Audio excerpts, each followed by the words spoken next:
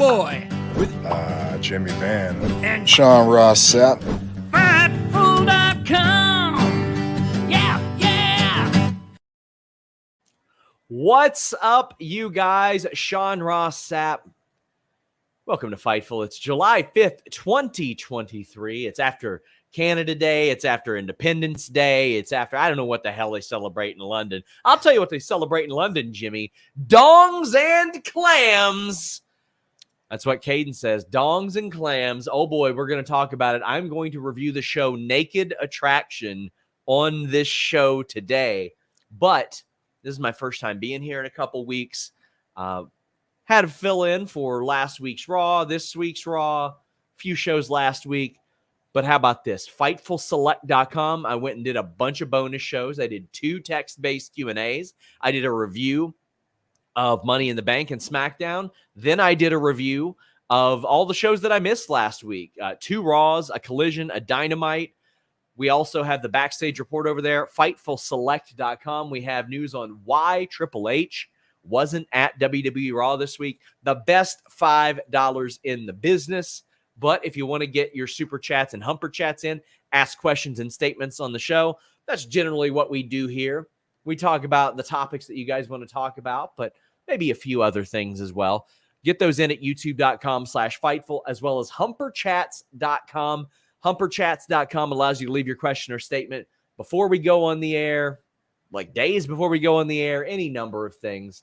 But also leave a thumbs up on this video. Make sure you subscribe. We're inching closer, Jimmy, 100,000. I'm working magic again, Sean. I told you how it would work, didn't I? I told you. What's that? What? Shorts. Jimmy, I have asked for a shorts editor for 4 months. Oh, come for on. 4 months, I Come asked on. for a shorts editor. Sean was like, I'll get to it this summer sometime. I'll get For 4 months, I've been Yeah. asking for new merch. I've been asking for new shorts editors, all that stuff. I snap my fingers and it gets done. That's the way things are It's supposed to wild. happen. Well, we've got some people here. People are asking about London, Jimmy. Yeah, I was going to ask you about that, about how got- what I want to do first, just before you go into that, is I want to give props to Rob Bull. He is my video editor, and he put together the new intro for Listen You Boy. And I know that Sean has been kind of saying to me, what do you think about changing the name? What do you think about changing the name? And I'm still open to it. But in the meantime, I had Rob put together a new intro, and I thought You that bullshit. You knew what you were doing there. No. You knew what you were doing. Jimmy loves the name. Jimmy loves the name. The List. From the List of Jericho from 2006. I got it somewhere. Or 2016. Ya boy, a thing I used to say like 7 years ago. By the way, happy birthday to Fightful. We're 7 this week. That's right. Yeah. I hate the name. I hate it. I want this to be a super chat driven show, honestly, because we make a lot more money. And then I don't have to have Jimmy going, Sean, this payroll's getting out of control because we don't pay our writers poverty wages. Don't get me started. Don't get me started. Maybe psychologically, maybe I love the name or I don't want to change the name because you hate it. That could be psychologically what's going on. I don't know. Yeah, that's productive. Listen, I don't care. I got my dividend payment yesterday. I'm about to pay off my you Ford did. Bronco. Yes. We're good to go. I saw the June report. You're like the highest paid guy in the history of Fightful, Sean Ross Sapp. I should be, Jimmy. I should be. And I'm not shy about saying that. I should be the highest paid guy in Fightful history. But we've got Humper Chats, Super Chats. We've got, let's see here. Darren Walker saying, Sean, did you enjoy your Uber taxis in London? I was there for SmackDown Money in the Bank. Question is, Renee Paquette stopped doing sessions over the last 2 months. No new interviews. Sessions is done, unfortunately. Is it? She was taking some time off, and I haven't heard of any plans for her to redo it. I'm hoping I can get an interview with her soon. I would love to do one in person because she's about an hour from me. But I'm bummed by that, man. I think that Renee is so good at what she does. She is such a comforting personality that you want to open up to. And I think that it was something special as well. But it's a bummer. It is a bummer. You got to be a real piece of shit to not love Renee Paquette. Yeah. Because Renee Paquette's fucking awesome. If anybody's got an issue with Renee Paquette, they need to kind of look inward, I think. Yes, I agree. Because I agree. But we've got Darren asking if I like the Uber taxis in London. So good friend Stephanie Chase, she does the the prediction shows kind of warned me against getting cabs there. She goes, if they hear your accent, they're going to take you on the scenic route and run up that price. So Really? Well, Uber's set, right? Uber's set. Your price is set. For taxis. For taxis, Uber is pretty much set. We tried to do the tube, but it was too full to even get on. So, but yeah, I spent a lot of money on Ubers there because where we stayed, we were both 50 minutes from the airport and 45 minutes from the O2. So we're like, let's just stay smack dab sort of in the middle next to all the sites like Buckingham Palace, Big Ben. Big Ben's one of the most impressive structures I've ever seen in my life. It's beautiful. Makes me think of European Vacation. You remember that scene? No, I don't. Chevy Chase and his family, they can't get out of the roundabout. And so they keep going past Big Ben every 5 minutes because they can't get out of it. One of his children says, by the way, what does the Queen do? And Chevy Chase goes, she queens. Jesus. We've got let's see. We got some that are maybe not UK related that we'll save for later, but the condom says, big fan, first time Humper Chat.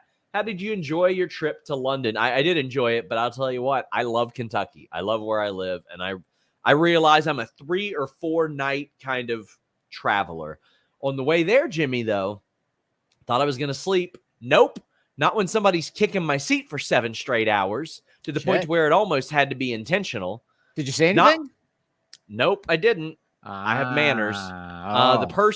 The person in front of me reclined all the way back, even though he had an exit row seat. So he was stretched out. That sucked. Then my monitor didn't work. Couldn't watch anything on TV or any movies there. Damn. Those kickbacks I was paying to the airline staff, they really worked out. I'm upgrading my ticket there in August. That's for sure. But the trip back was fine. The trip back was great. I was plenty rested. After a couple days, I had just decided, well, I'm going to stay on Eastern time because I had to get up for like 2 things early. And we're like, well, why? What's the benefit of us not staying on Eastern time? Like, there really wasn't any. We could get up and do all the same stuff that we wanted to, and everything was fine. But that was cool. Favorite chant from Money in the Bank? Oh, man. The one I didn't even understand. It was the one in the main event with Roman Reigns. Yeah, it was a takeoff of a soccer chant. The thing I love the best is that the crowd actually sang John Cena's theme song. That was awesome. Yeah. Them singing the music was really, really great. That was cool. Yeah. I'll tell you one of my favorite reactions. Not even Drew, not even Roman, which by the way got us over 4 million views on YouTube or Facebook rather. Not Cena coming back. It was the Shayna Ronda turn. Because there was not a single person in that venue that expected that to happen. And it was a legitimate shock. And it felt like once a match, there was either a big moment or a big shock that happened. A return, a comeback, a shocking moment, or just something big happening. I thought it was a well laid out show. And he says, UK Fightful fan, awesome seeing you in Quizzlemania with the lads. I definitely got screwed out of Quizzlemania for sure. But the Wrestle Talk guys were all taller than I had anticipated. They were all like, I thought Ollie Davis would be like 5'7", and he wasn't. He was like a half inch taller than me. It was kind of shocking. There you go. Did you? Because I told you about a few places to go, Leicester Square, and all the tourists go to Piccadilly Circus. Did you have a chance to go to? We didn't get to go to Piccadilly. We wanted to, but it's always possible there could be a next time. It was something my wife wanted to do, but even she was like, yeah, I built it up in my head quite a bit type of thing. But, That's cool. I like it. I've been there a few times, and Leicester Square I really like. That's usually where I stay in hotel. Yeah. So let me tell you what we're going to kick this show off with, Jimmy.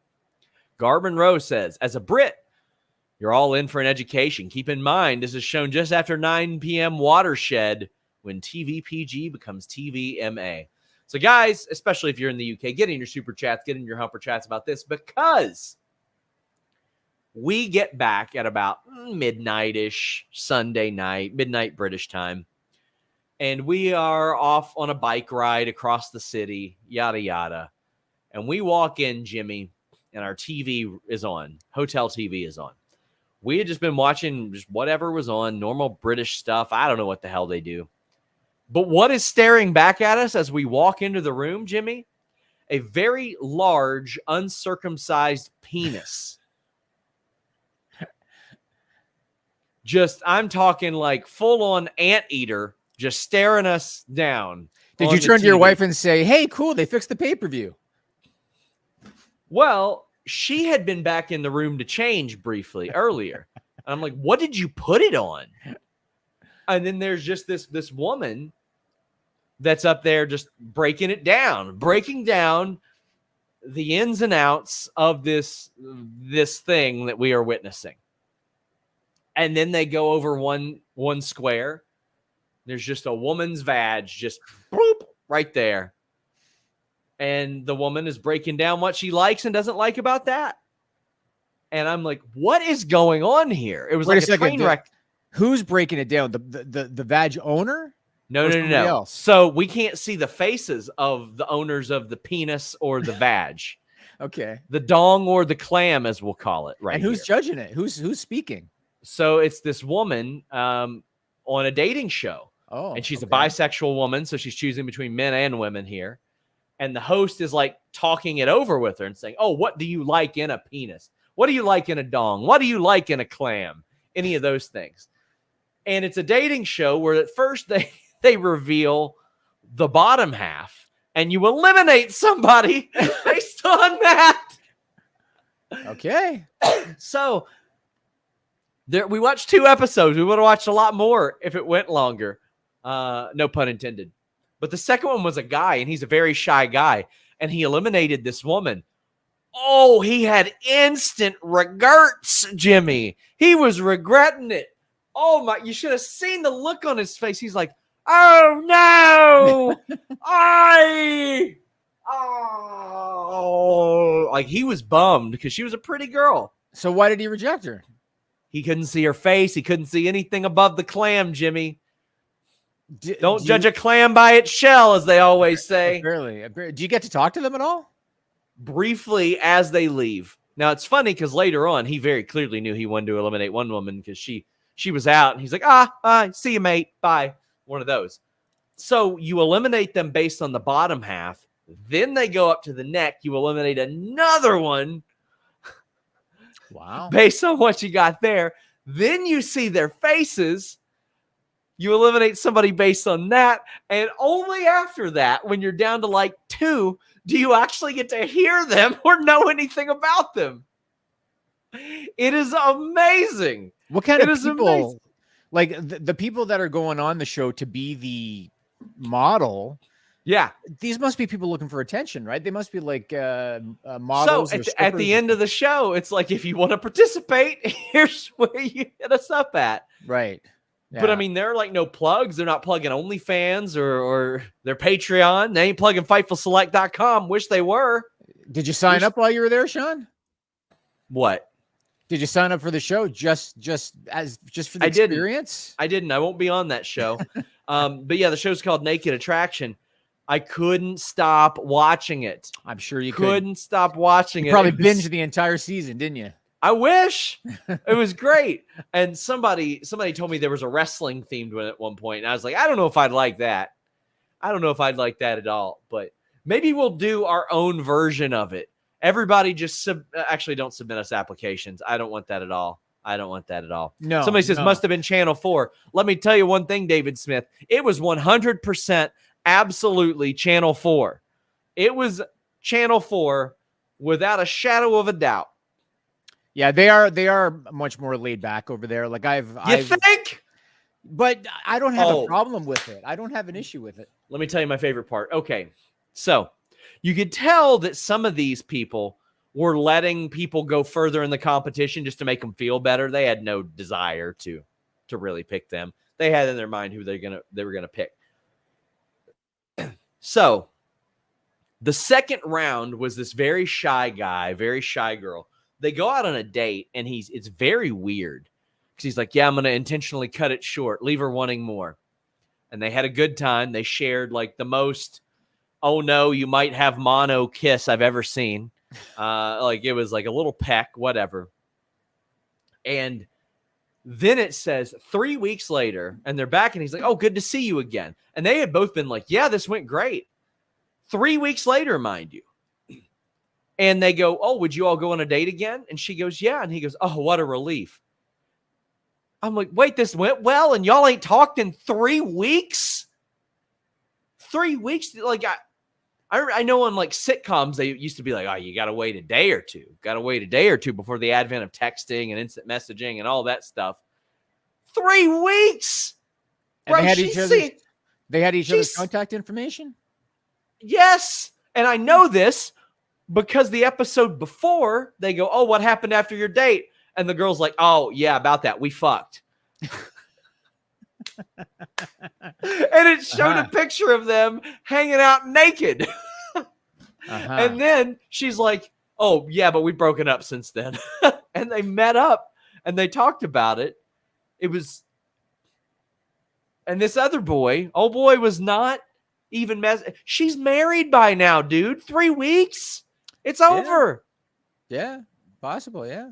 I mean, how much of this show is scripted too? A lot of this shit is scripted. Honestly, I got to say it is one of the least scripted looking shows like this I've ever seen. Like it feels there's not real. There's not a lot you can script on there because the whole show is here's some clams, here's some dongs, here's some boobs, here's their faces. What do you think about these? As opposed to like, you know, like those MTV dating shows where that guy's like, I'm a bad boy and I'm not going to tailor myself to anybody. One of those. You know the shit I'm talking about. You know my old buddy Kelvin, who Sean knows. He was on the third wheel. Do you remember the third wheel? Yeah, I do. He was on that. And did you know Justin Roberts, you know, an old friend of mine, he got paid $3,000 to be on Jerry Springer. Did I ever tell you that? Please. I don't think Justin would mind if I say that. It's been 25 years. Okay. So he got paid $3,000 to be on Jerry Springer and pretend that his girlfriend was sleeping with her own twin sister. That was the story, which just proved that Springer was full of shit because everybody knew it was, but that was confirmation. Oh, buddy. I've got multiple friends who have been on Jerry Springer. You'd be shocked to learn. Oh, yeah. I mean, they really hit the wrestling circuit there at one point, you know? Well, no, I mean, not even wrestling, like just people from my local town that had been on Jerry Springer. Ah. Now, as part of a scripted thing or legit? Yes. Okay, yeah, scripted. Okay. Scripted, yeah. Absolutely scripted. Right. Okay. Oh, boy. Naked Attraction. I'll tell the wife. Yeah. How did your wife like it? Like, was she? We both watched it. We were both watching the hell out of it. We couldn't stop watching it. Okay. Like it when you're not used to that type of thing. Okay, right. So what I realized, and it was sort of confirmed to me by people who followed up about it. Violence is much more looked down upon on UK TV, whereas nudity isn't. And it's the opposite here. Like you can stab somebody right in the head and watch their brain fly out, but you ain't seeing a set of boobs on cable TV hardly. It's very weird.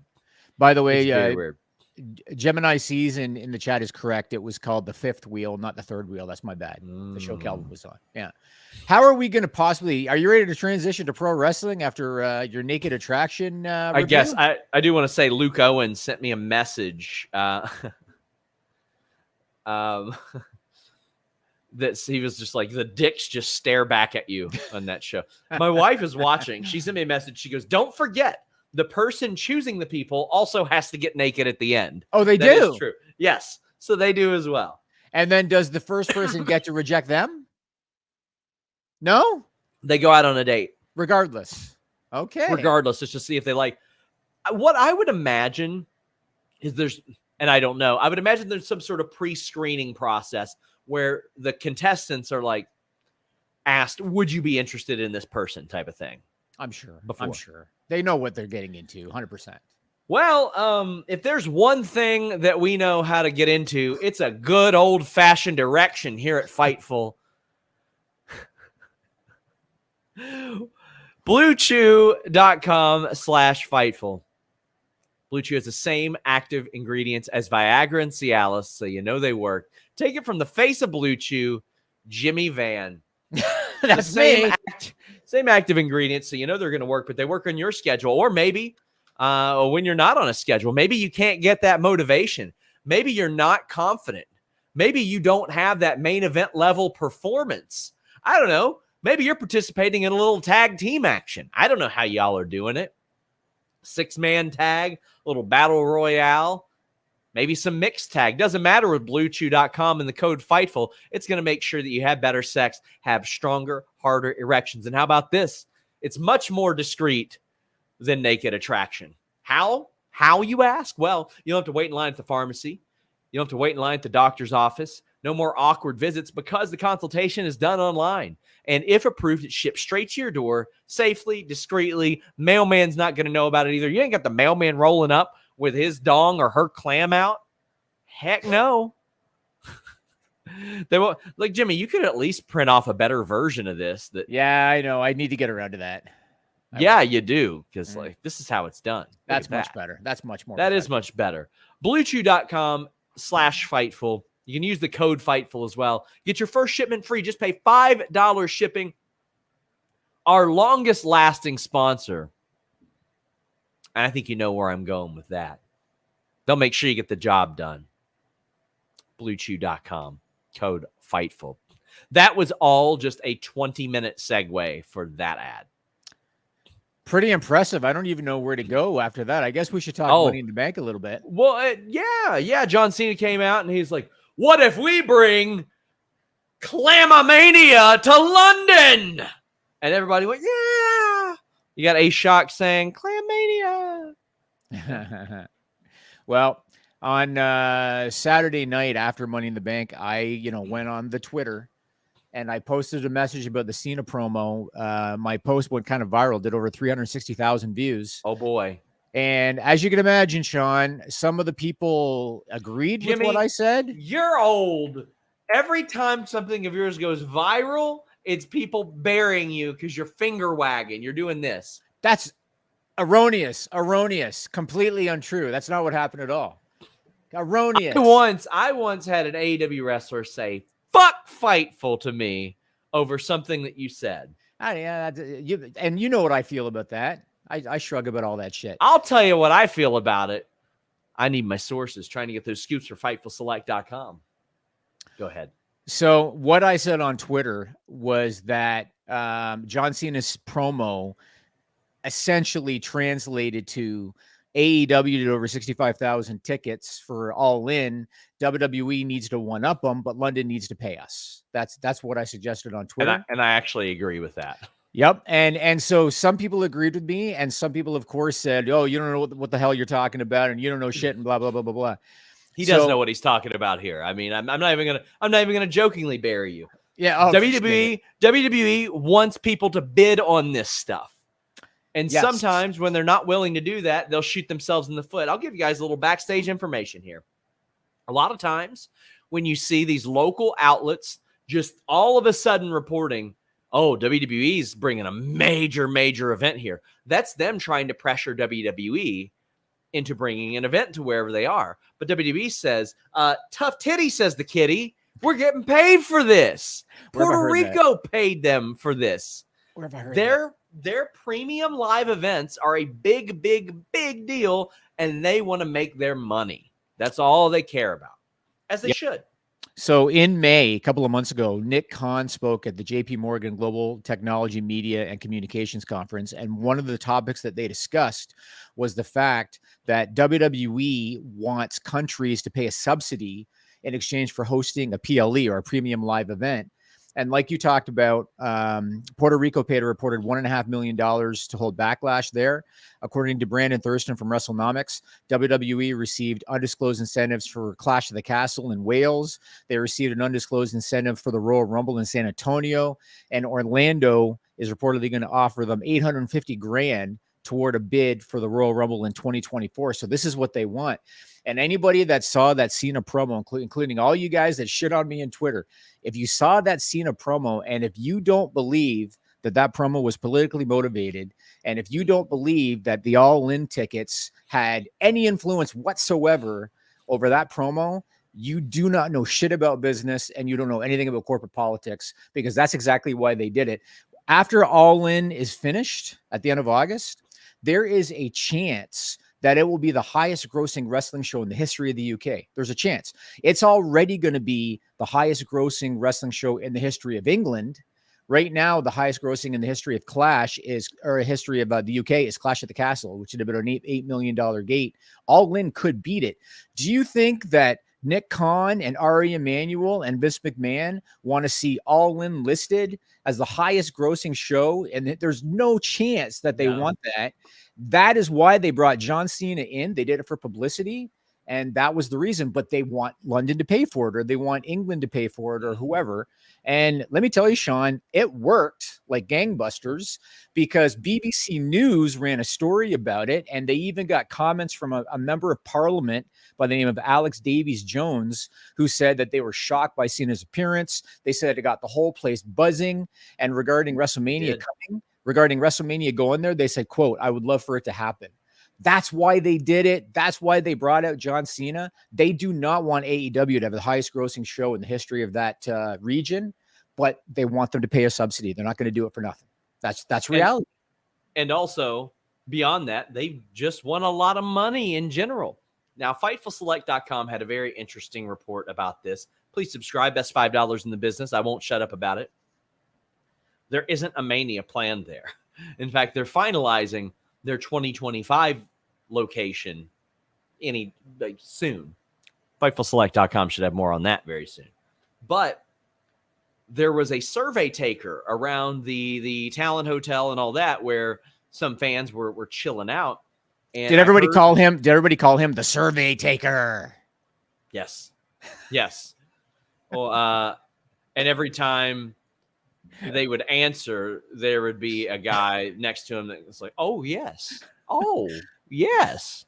Oh, yes."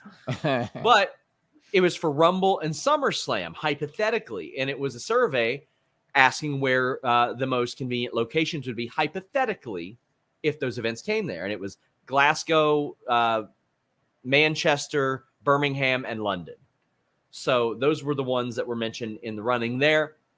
Triple H straight up said at the press conference, kind of put me in an unenviable position because we don't know. But that was, let me tell you, that was a special promo to sit there and watch. Yep. It was insane. Nobody expected that. And Grayson Waller coming out, FightfulSelect.com, best $5 in the business, said he was cleared earlier that day. That's good to see, too.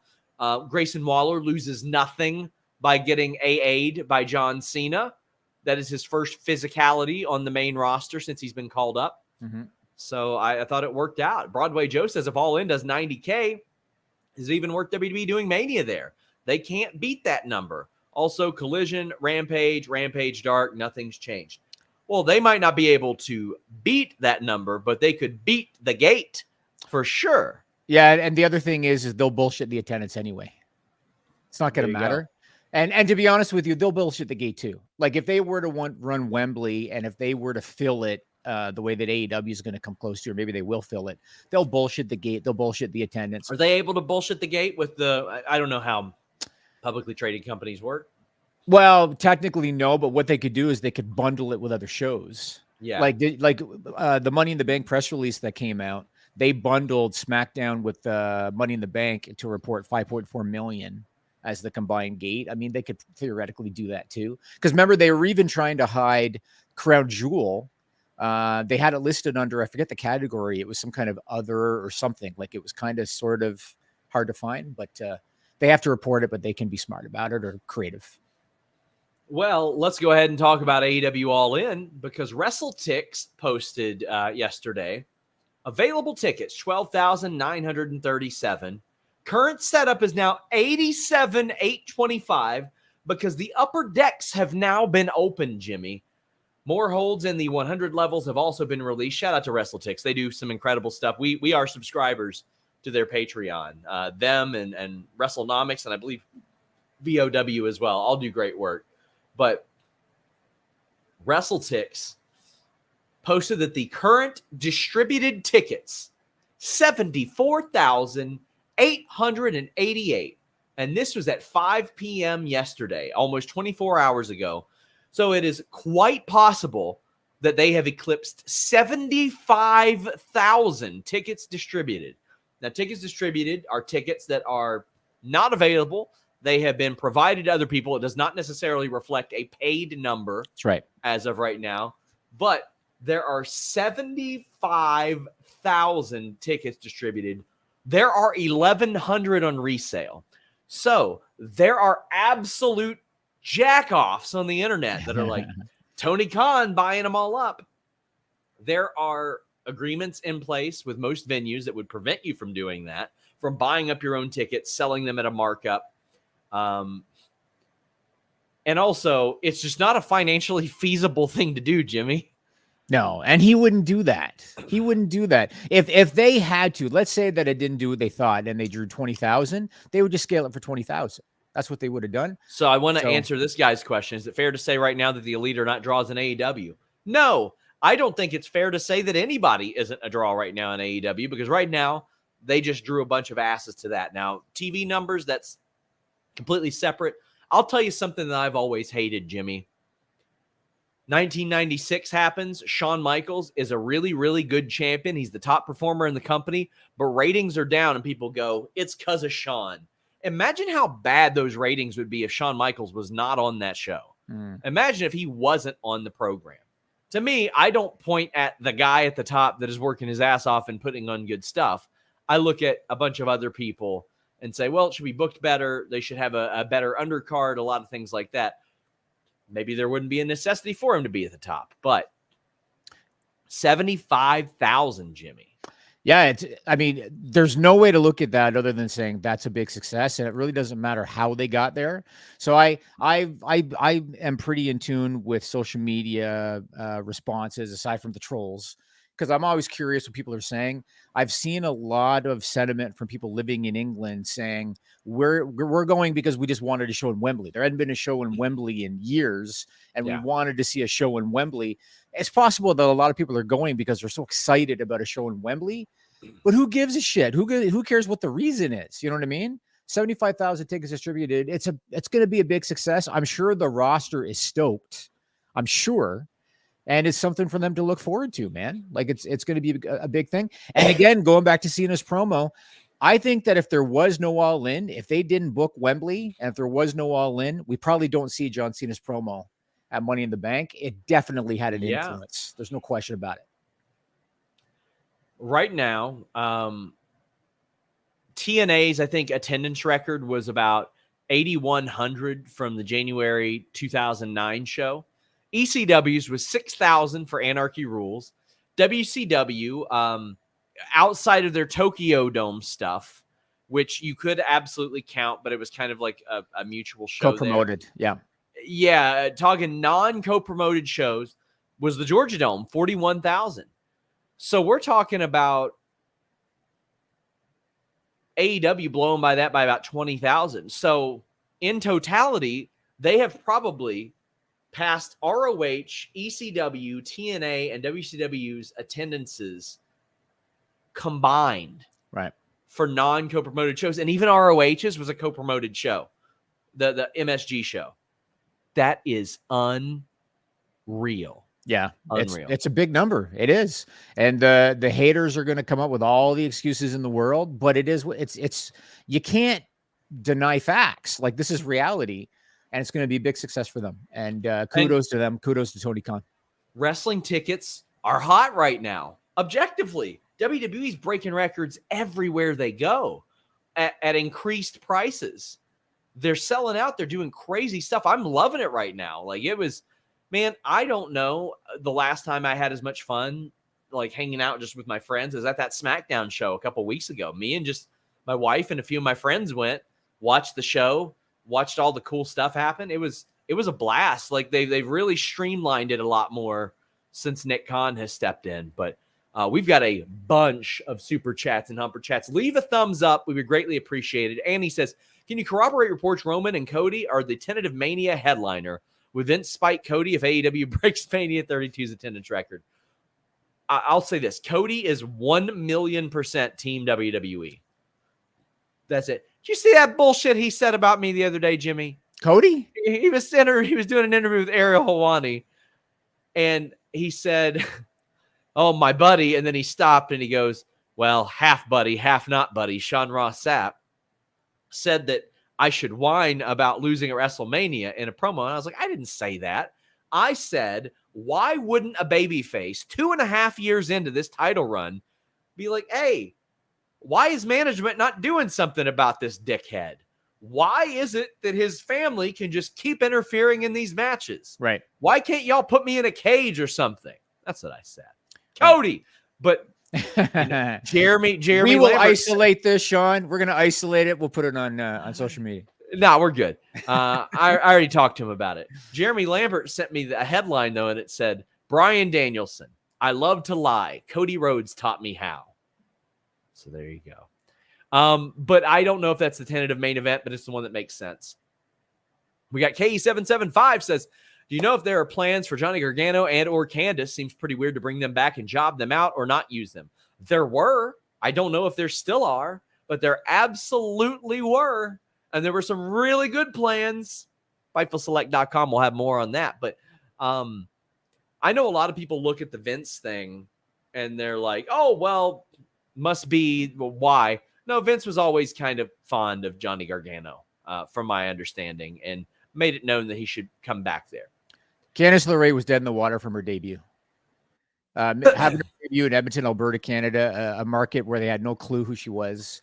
That was a big mistake. It was a big miscalculation by Triple H. And her booking since then, it just hasn't been, it's been underwhelming. I mean, what can you say? Yeah. Daniel says, hi, Sean. John Cena was squashed a few years ago. Who's an AEW star whose story could benefit from being squashed? Ooh. He's talking about the Cena Brock squash, I guess? Yeah. Well, I mean, CM Punk has been squashed. MJF has been squashed. I feel like at some point, Kenny Omega, because Kenny is very good about making you think that he's broken down physically. I think seeing him get squashed would be a big shocker. It would be very, very surprising. I agree. Moxley. I feel Moxley, maybe Jade down the line. If somebody squashed her, it would make them. Yeah, Taya kind of did, or not Taya. Chris Statlander a little bit, kind of. But I mean, like, not fresh. Like fresh. Beaten quick. And I don't mean beaten quick. I mean like their ass got whipped. Yeah. Moxley, I think, would be a surprise. I think. Yeah. Christian Hernandez says, Sean, I'm going to be into SummerSlam Detroit. Any chance I can take a picture with you? Yeah, I'll be there. I'm actually very excited for that travel. I was telling Jimmy before, I'll be there within 2 hours of leaving my house, probably. So very, very excited about that. Is it? No, that one we've already read. Rock Hard Joel Wood says if it's Mania for 2 nights, they'll do 60, 70 each night, and that would blow the AEW gate. It's about the attraction. He's right. I mean, yeah, for sure. I mean, if they did 70 to 75 one night, it might blow the AEW gate because WWE is a very expensive ticket right now. Yeah, but that'd be an easy way for them, even if they fall short on attendance. And the other thing that WWE's done in the past is they count everybody in the building, including like ticket takers and concessions. And they've done that before too. They'd find a way to get themselves up there. Garmin Rose says talk of All In on TV Fight or an AEW UK wide tour. I think that AEW is doing the smart thing right now. They are letting you believe or think that if you want to see AEW in the UK, you better go to this show. That's why I wouldn't announce anything else. Don't give them an opportunity to think you can take your kids to see something else. This is the one. There are ongoing talks about where it is. Adrian Wells, our good friend, always so generous with the super chats. He also hands out a lot of YouTube memberships. I need to upload or post a video. We've been posting a lot of like behind the scenes videos, some lost footage, a lot of stuff like that a lot of people don't see. But a big thank you to Adrian. The support of you guys is what keeps us going on here. Alien Love says, what's the deal with Theory right now? Feels like he's in a weird holding period with him versus other champions having more prominent TV. Also, more British dating TV will be kind to you, Sean. I'll watch some of it if we can review it.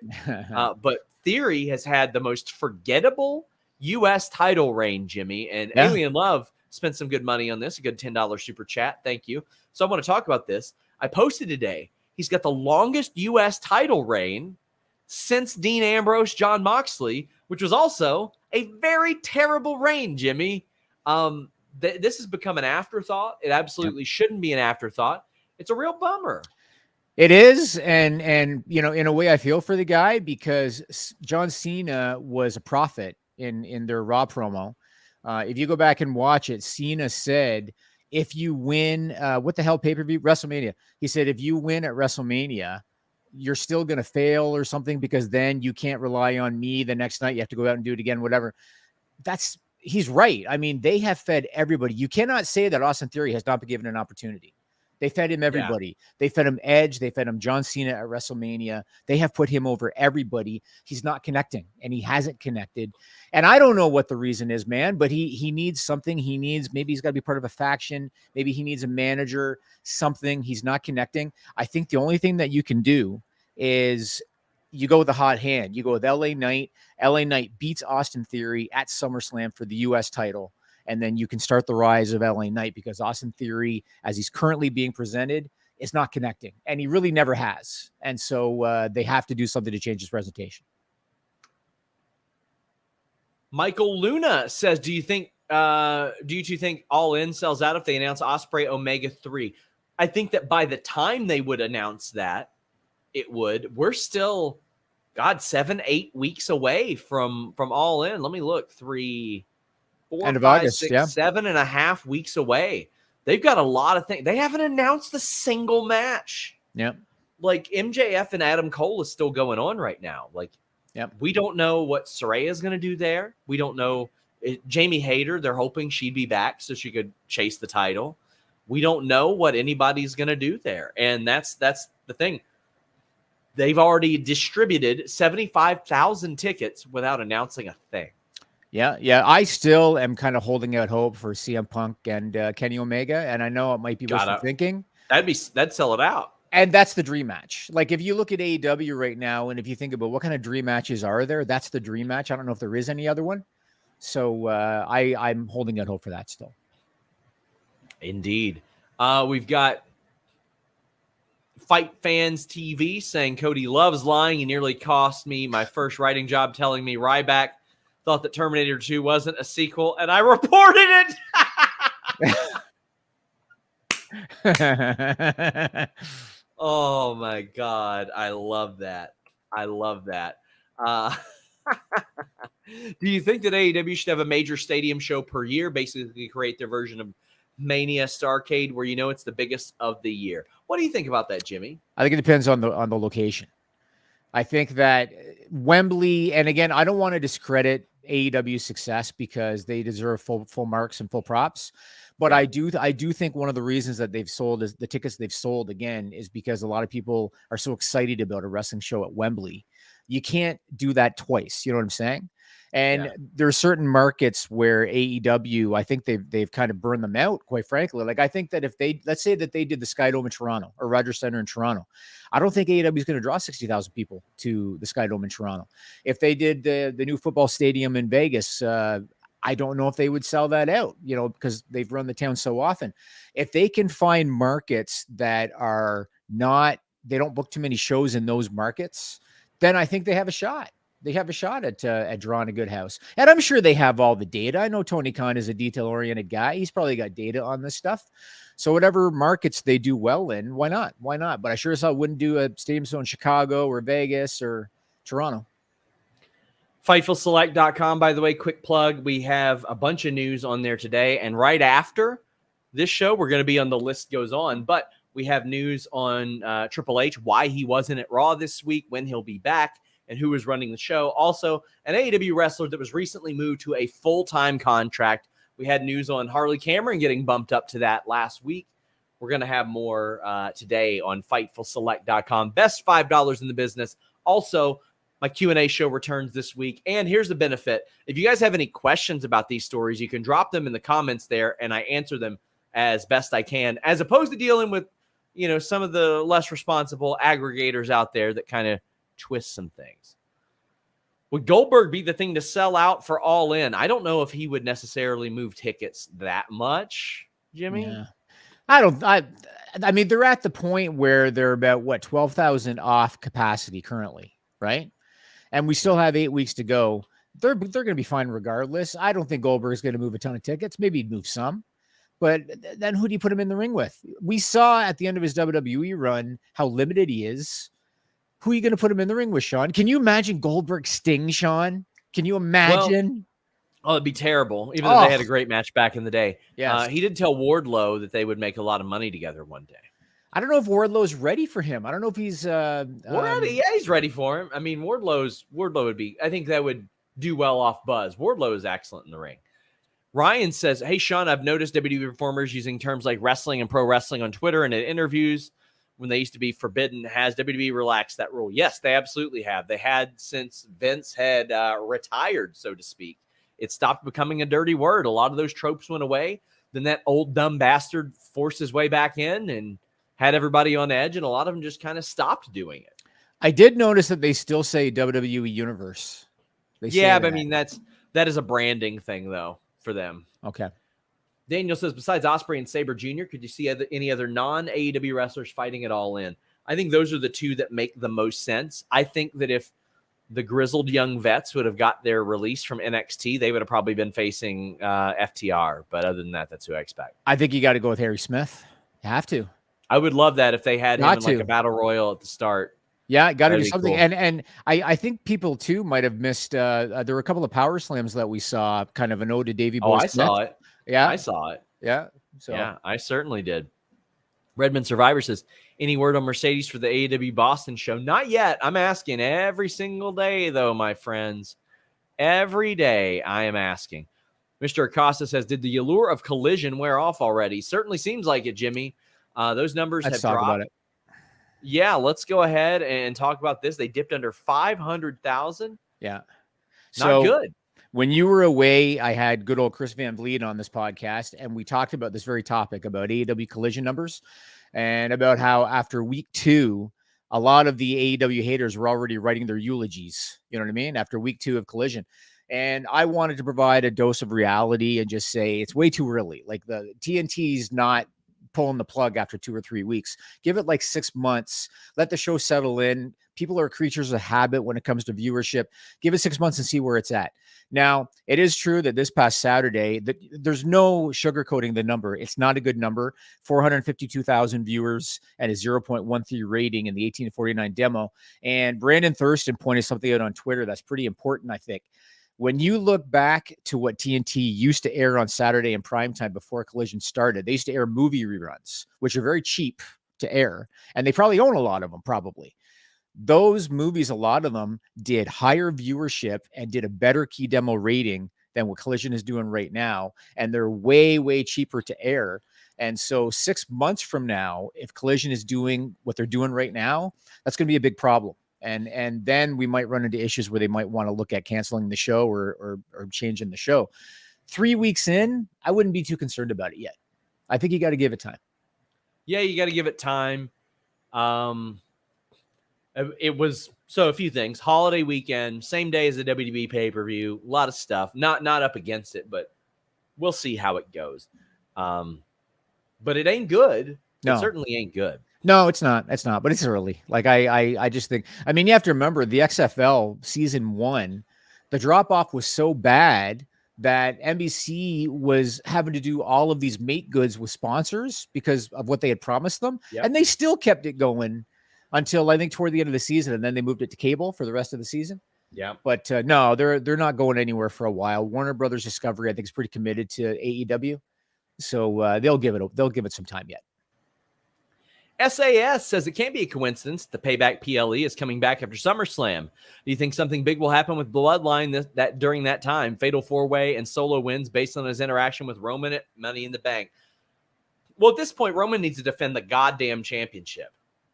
He needs to defend the championship at SummerSlam. I think it's probably going to be against Jey Uso because he got pinned, which was incredible to see live, Jimmy. I bet. What a moment. Right call to main event that show, by the way. I've said this on the air, Jimmy. I've mentioned that MJF wrestles like it's a 1991 to 1993 WCW Saturday night match, and it's a good thing. Like, he'll grab the ropes in an abdominal stretch, things that nobody does anymore. A lot of people in WWE don't work to the crowd and respond to the crowd and stuff like that because they're not allowed to. Roman can do anything that he wants. If he wants to look directly at the camera in the middle of a match, he's going to do it. It was so good. So good. The right call. I think Jey Uso beating Roman, the first person to beat him, is good because Roman's about to beat him at SummerSlam in that and get his win back. But Jay's always going to have that moment. It's going to be historic. I agree. I think we could head towards a fatal 4-way, but I don't know. I mean, I think you mean for the title? You mean for the title? No, not a fatal 4-way for the title. Absolutely not. But I think they could just do it without the title, knowing WWE. But yeah, because Solo's not winning the title. I mean, the guy has never not going to win the title. No. Yeah, but I don't think that the Payback PLE has anything to do with that specifically. But I mean, maybe I'm wrong.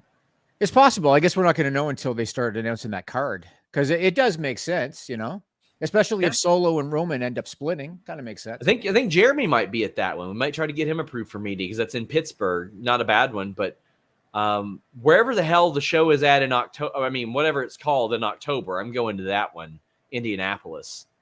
Man, I'm a multiple-time Quizzlemania champion, and I don't even know the name of the pay-per-view in 4 months. But, yeah, I'm going to Indianapolis. I'm excited for that. Can't wait for Denise to send me a message and be like, hey, we're renewing our vows the next day. Oh. So even though you can drive to work, you got to fly out to L.A. Oh, shit. Okay. She's not really. Not really. But she screwed me over. It's pretty soon. I got to drive to Nashville for work last year for SummerSlam, and I was like, hell yeah. But Denise's wedding was the next day, so I had to fly from Nashville to L.A. back to Nashville. But, guys, get in your super chats, get in your humper chats. We still have a few minutes left. Then I got lots of more stuff. The list goes on. We got the list goes on today, too. We got to talk about LA Knight. Maybe this will be the last big topic because I got several points on it. So God, that guy was over, Jimmy. And he's been over. So the first thing I want to ask you, I understand the choice of Damian Priest for Money in the Bank. I get it. For a lot of reasons. Priest is a Raw guy. LA Knight is a SmackDown guy. Roman Reigns is not losing the title anytime soon. So it makes more sense to kind of plug Damian Priest into a storyline with Seth Rollins. I get it logistically. At the same time, though, I think that if you disappoint the crowd too many times, they're going to start to give up hope. What was your thoughts on LA Knight not winning Money in the Bank? I don't think he needs it. I really don't think he needs it. I understand why Logan Paul didn't. I saw a situation where Logan Paul could have won Money in the Bank, won the title, defended it at SummerSlam against Seth. But I don't think LA needs it. He's going to be mega over no matter what. And he's got to win, though, because he's not winning enough. He's got to win. And they got to stop putting him in there with other baby faces because it's not doing other baby faces any favors. Stop making him a heel. Stop it. Yes, he's got to win. By that, I'm not talking about the stuff he says because people go, oh, well, that's what got him over. No, beating Santos Escobar's ass after a match didn't get him over. I agree. Him talking and going, yeah, got him over. I agree. That's what got him over. He's very charismatic. Him attacking Rey Mysterio after the bell did not get him over. It's not what happened. So just let him be him and bury bad, shitty. You know who I would love to have seen him work? Him and Dominic would have been very good. Wow. Can you imagine? The promo stuff there would have been really good. What a reaction. Yeah. Okay. I got to ask you about the Kevin Nash thing. So I love Kevin Nash, man. I love Kevin Nash. I'm not a big podcast guy, but I always check out clips from Kevin Nash's podcast. Click this. But I disagree with him on this one. So Kevin Nash on his podcast on Monday kind of crapped on LA Knight. He said that LA Knight is a ripoff of The Rock and there's nothing original there. And I was surprised to hear that from an old school guy like Kevin Nash, because Kevin Nash isn't stupid and he knows the history of wrestling. Some of the biggest stars in the history of the business borrowed elements from other performers. Hulk Hogan borrowed a lot of stuff from Austin Idol, from Dusty Rhodes, from Superstar Billy Graham. Ric Flair borrowed a lot from Buddy Rogers, including his name, and from Dusty Rhodes and from Superstar Billy Graham. Nash's buddy Scott Hall became famous as Razor Ramon, which was a direct emulation of Scarface. And so I was surprised that Nash would criticize LA Knight in that way. And I don't agree with it. What are your thoughts on Kevin Nash's take on LA Knight? I was surprised to hear him say it, and I've got all the respect in the world for Kevin Nash. I think he's one of the smartest guys in wrestling history. But yeah, I mean, so much of so many people are borrowed from everybody else, and I thought LA Knight handled it in a really classy way. He was like, you know what? I grew up listening to those guys, listening to their speech patterns, so naturally, it's going to probably develop in me. He's like, and if I'm even getting compared or brought up to them in any capacity, well, that's probably a good thing. So I got a lot of respect for how LA Knight handled it. You know what? It's Kevin Nash's opinion, and I don't, I'm not one of those guys that's going to get all rattled over somebody's opinion like that, especially somebody that has been around quite as much. But I was a little bummed to hear that, but not everybody's going to like everybody else. But I'm with you. I think that a lot of people borrow from one another. For sure. And Hunter was even asked about LA Knight at the media scrum. And he basically was pleading patience. He said, good things come to those who wait. So do you think the direction, because I saw a clip from a house show recently, and I don't know what day and I don't know what town, but I saw a clip from a house show. LA Knight and Austin Theory were in the ring together. So I think it's going to be LA Knight and Austin Theory at SummerSlam for the U.S. title. Do you think that's where they're going? It should be, and he should win that U.S. title. I think so, without a doubt. Without a doubt. We've got some super chats. Alex Fitzgerald said, what do you think about AEW putting future all-in shows markets outside of U.S.? Mexico would be cool with all the lucha wrestlers they have. The gate number would probably that would be a tough one to justify there. It's got TV.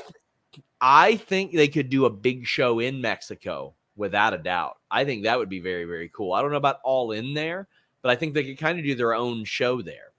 They got to really go with the markets that they haven't already kind of bled dry. Yeah. Like they really, and there's so much territory they haven't covered. They have lots of ground to cover. Tristis says, Sean, you coming to Collision in Lexington, August 19th. Just bought my tickets. Going to make a weekend out of that. And a high school football game in Louisville. Yep, me and 5 other people are actually going to that. I'm hoping to do some interviews here in the studio that week. But yeah, it's 3 miles from my house. I'll be there. I will go to any wrestling show at Rep Arena. Hell, Sean's just going to walk there, Sean. Just walk there. I could. I walked 55 miles last week around London. Very random. Any idea on how the green shirt guy gets the same seat at WWE and AEW shows in the front row? It's logistically impossible. So I saw somebody say, I've looked into this. I saw somebody say, oh, well, he wants to stay kind of under the radar. And I'm like, no, he doesn't. He wears the same shirt to every show. Like, I'm not one of those people that gets upset over, oh my God, they want to be the star of the show. I don't give a shit what the guy wears. But if you wear the same thing to every show, it's very clear you want to get noticed for wearing that thing. And there's nothing wrong with that. To each their own. In order to get that seat every single time, you got to know somebody. Is that the Brock Lesnar guy you're talking about? The guy they call Brock Lesnar guy? That guy's in a green shirt with a little smiley face on there. Seems like a nice fella. All of them do. Ryan says, any updates on Bray Wyatt? I don't think Waller mentioning The Fiend on Saturday was a coincidence. Hearing rumors about a possible feud with Edge. What do you think? Oh, boy. A supernatural feud between Edge and Bray Wyatt. Just what I need. Oh, yeah. Just what Edge needs, too. Just what Edge needs, too. Yeah. I'll ask more about Bray Wyatt. It's been very, very quiet on that front. But the thing is, unless I really poke and prod about it, I don't really hear a lot about Bray. The Drew stuff I was kind of tipped off on because those people got all eerily quiet, and it's not usually the case. But, yeah, man. What did you think of the scrum feed, what Hunter said in the scrum about Drew and the dirt sheets, and what did you think of that?